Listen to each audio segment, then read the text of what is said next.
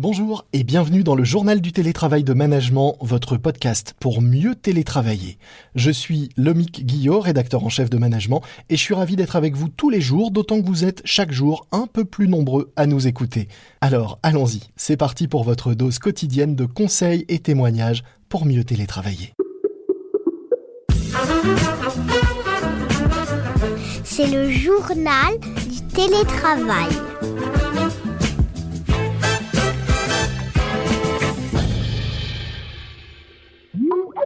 Aujourd'hui, j'ai le plaisir d'accueillir Inès Leonarduzzi, présidente et fondatrice de Digital for the Planet, une organisation qui milite et qui se bat pour un numérique plus écologique. Bonjour Inès. Bonjour Lomig. J'ai tenu à vous recevoir car il y a un sujet dont on parle peu en cette période de télétravail, c'est la pollution numérique générée par ce télétravail. Pensez-vous effectivement que le télétravail est source de pollution ? Il est émetteur de gaz à effet de serre, c'est certain. Et évidemment, on accentue la pollution quand on est en télétravail, mais de la même manière qu'on prend le bus ou qu'on prend la voiture, tout est différent selon les usages, mais ça reste une source qui émet de l'impact carbone. On sait par exemple que la visio alors c'est pas polluante, mais est génératrice de nombreux gaz à effet de serre, plus en tout cas que d'autres usages sur Internet. Or, elle règne en maître depuis le début du confinement. On a constaté des hausses spectaculaires de l'usage des outils de visioconférence. Est-ce qu'on n'aurait pas tendance à en abuser un peu trop ? Est-ce qu'il faudrait pas qu'on se réfrène sur l'usage de la vidéo en période de télétravail ? Oui, effectivement, la vidéo, c'est un des usages qui a le plus augmenté pendant le confinement. Non seulement dans le cadre perso, avec des usages tels que le visionnage de vidéos, de films. Oui, on pense aux séries sur Netflix notamment. Tout à fait. Et puis, du point de vue professionnel, avec les visioconférences et les réunions par vidéo qui s'accumulent.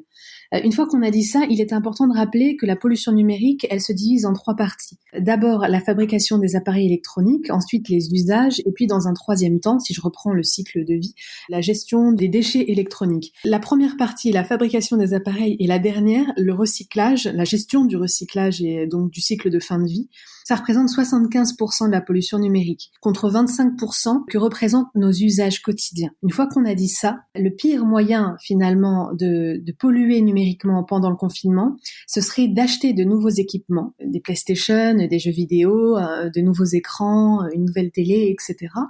Et puis de jeter, donc on a eu affaire aussi à une tendance de grand nettoyage à la maison. Moi j'en fais partie et la grande crainte c'était que les ménages jettent leurs appareils électroniques et même électriques à la poubelle parce que c'est un peu frustrant de les avoir à la maison sur le pas de la porte en attendant de les jeter dans la bonne poubelle. La meilleure façon de moins polluer la planète et impacter l'environnement d'un point de vue numérique, c'est de tenir bon et ne pas renouveler ces équipements électroniques, ou si on a vraiment besoin de privilégier l'achat de produits qui ont déjà été utilisés, donc de produits d'occasion ou encore l'emprunt en respectant les mesures de distanciation bien évidemment.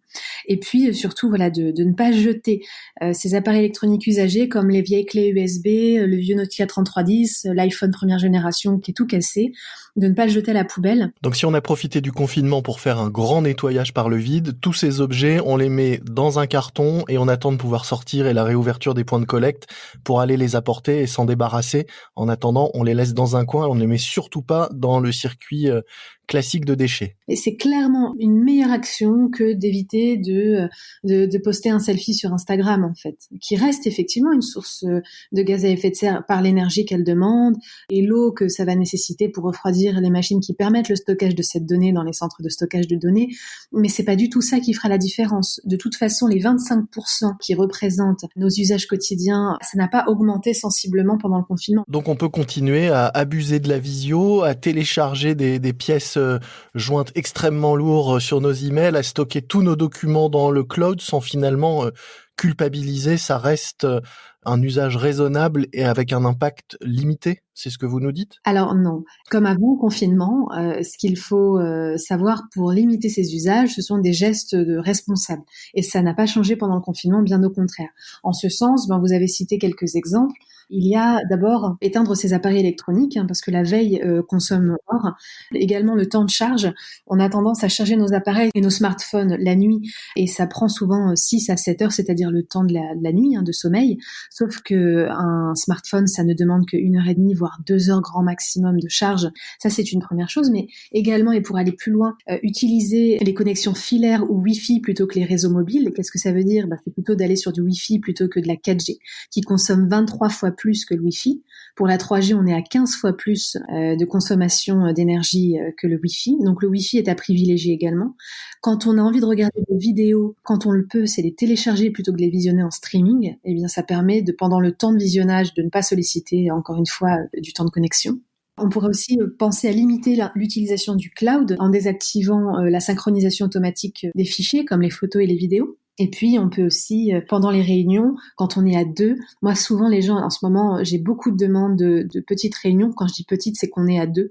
Et on me dit, on peut faire un FaceTime ou un Zoom. Et en fait, je pense que l'usage est un peu installé. Et donc, je me permets de leur dire, si ça vous va, on va plutôt faire un appel téléphonique, ce qui est amplement suffisant pour se dire les choses rapidement. Donc, privilégier le téléphone, l'audio quand c'est possible, à la vidéo quand on est peu nombreux et que finalement l'image n'a pas un apport ou un intérêt énorme. Tout à fait. Et oui, ces mesures-là, toutes celles qu'on vient de dire, elles sont quand même importantes, et surtout en temps de confinement, parce que même si à l'échelle du monde, les 25% que représente l'impact de nos usages n'a pas fondamentalement augmenté, on voit quand même une augmentation de 7% de connexion Internet par rapport à avril 2019. Donc c'est que oui, il y a bien évidemment une hausse, mais qui est aussi contrebalancée par le fait qu'on ne sorte pas dehors, qu'on ne prenne pas les transports en commun, la voiture, mais toujours est-il que la responsabilité citoyenne, elle doit se retrouver partout, et aussi dans le cadre numérique. Vous le disiez, les déplacements ont été drastiquement réduits. Les entreprises font beaucoup d'efforts pour favoriser le covoiturage, des mobilités douces, etc. Mais est-ce qu'elles ne devraient pas se montrer également vertueuses en matière de numérique et profiter de cette période et de ce que nous apprend le confinement et le télétravail pour chercher encore plus à réduire leur empreinte dans les mois qui viennent? Complètement, j'en suis persuadée, et j'espère qu'elles le feront. Il faut rappeler que les entreprises, les grandes entreprises sont les premiers foyers de pollution numérique, et elles n'y peuvent parfois rien, c'est simplement dû à leur volume et à leurs besoins. Donc oui, j'espère sincèrement qu'elles le feront. Quelques-unes ont déjà commencé le changement en ce qui concerne les usages numériques. J'espère que cette tendance va aller grandissant. Alors on a vu, nous, quelques gestes qu'on peut faire en tant que citoyen, en tant que télétravailleur au quotidien. Sur quel levier ces grandes entreprises peuvent-elles agir pour essayer de limiter leur impact? Souvent, ce que les entreprises privilégient, ce sont les habitudes numériques au quotidien de leurs salariés, comme l'envoi de mails, limiter les mises en copie de centaines de personnes pour des mails qui parfois ne nécessitent pas autant. Ce sera aussi privilégier des moteurs de recherche éco-responsables qui font de la compensation carbone. On reste encore sur ce genre d'action.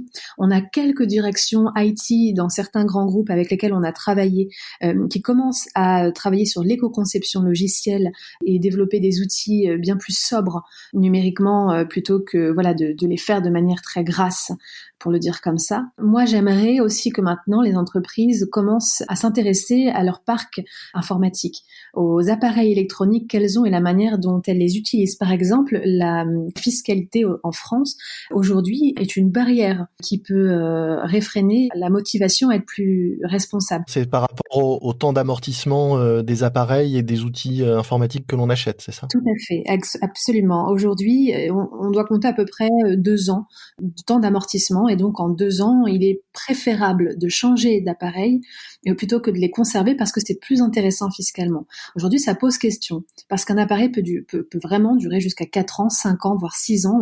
On a déjà vu des ordinateurs tenir 10 ans. Donc c'est vrai que plus on est sur des appareils petits, plus la durée de vie peut être amoindrie, mais on est quand même sur des valeurs beaucoup plus grandes que ce que la comptabilité préconise. Donc aujourd'hui, il y a peut-être des changements à faire à ce niveau-là, et le cas échéant, ou en attendant, on peut encore penser une meilleure valorisation des appareils usagés, qui ne sont pas des déchets finalement. Il faut faire une différence entre déchets et appareils usagés. On pourrait aussi imaginer, sur une entreprise qui a, mettons, 1000 salariés, qui ont tous des téléphones professionnels. On pourrait imaginer l'achat d'appareils de seconde main. Et c'est là qu'est le plus étonnant. C'est que c'est souvent aussi quelque chose qui ne motive pas. Et alors, je me demande, en fait, on n'a pas peur d'acheter une voiture de seconde main et de s'élancer sur l'autoroute à 130 km/h, en sachant qu'elle a déjà été utilisée. Par contre, on est complètement terrifié à l'idée d'acheter un téléphone qui aurait déjà servi, de peur qu'il tombe en panne ou qu'il marche mal ou qu'on ait un problème avec. Il faut changer d'état d'esprit. Merci beaucoup Inès pour tout cet éclairage sur les bons usages et les bonnes pratiques et de nouvelles habitudes à prendre sans doute en matière d'utilisation du numérique et de cycle de vie de nos outils. Je rappelle que vous êtes présidente et fondatrice de Digital for the Planet, une organisation qui accompagne les entreprises dans une transition vers un numérique plus responsable, plus inclusif, plus écologique. On mettra le lien vers le site de cette organisation, de votre organisation, dans les notes de cet épisode. Merci beaucoup et je vous souhaite une bonne journée. C'est la fin de notre JT, le journal du télétravail. Un morceau à ajouter à votre playlist de confinement, puisqu'on parlait de prendre soin de l'environnement, donc de la planète. Je vous propose d'écouter Chic Planète de l'affaire Louis Trio. Chic Planète, dansons dessus, dit la chanson. Et puis un podcast que je vous recommande, Basilic. C'est un podcast consacré à l'environnement et aussi aux initiatives positives pour la planète, comme pour ceux qui l'habitent. À écouter tous les jeudis sur toutes les plateformes de podcast. Basilic.